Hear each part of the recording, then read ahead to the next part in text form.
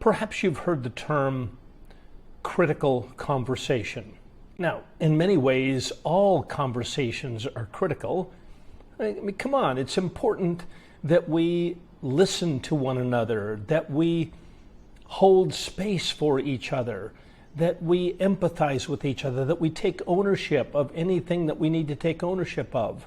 So in a sense, any conversation is a critical conversation. Who hasn't had a conversation with someone where you couldn't get a word in edgewise?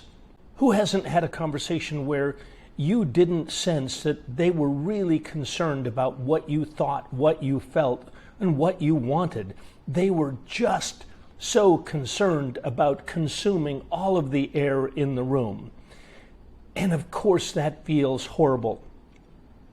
And of course that's part and parcel of any relationship fraught with narcissistic and emotional abuse. It's part of every conflicted relationship. It's part of any relationship that has really broken bad. So the concept of holding space is really a critical one. Whether you have been victimized by emotional abuse or whether you are the perpetrator of emotional abuse, the topic of holding space is absolutely critical. Now, what do I mean by holding space? I mean, literally, there's this space between you and this other person, and it needs to be cherished. It needs to be seen as a sacred space. It's a sacred coming together. It means that when I sit with you, I listen to you. I care about what you have to say. I'm listening for what's alive in you. I'm listening for what you might want from me. I'm listening for what you might want from the world. I care about what is stirring inside of you. And conversely, I hope you care about what's stirring inside of me. What am I feeling? What do I want? What do I need? And so a healthy relationship is one in which we both hold the space. We lessen any distractions. We engage with each other. We are interested in each other. We care about each other. And much like a game of tennis where we're hitting the ball back and forth, so is a healthy interaction. Imagine the game of tennis where you hit the ball and the other person didn't hit it back. Or imagine a game where the other person hit the ball and they smashed it down your throat. No fun. No fun. Well, words can be like that.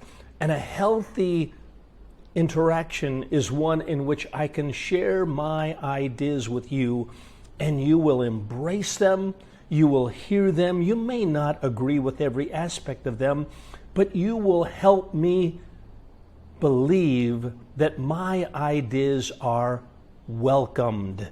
They're welcomed. You want to know what I think and what I feel. And you want your ideas to be welcomed, what you think and feel. So, again, whether you have been victimized in an emotionally abusive relationship or whether you are the victimizer, or perhaps both of you have victimized the other, both of you have been victimized, whatever the dynamics, consider it important, consider it imperative that you hold space.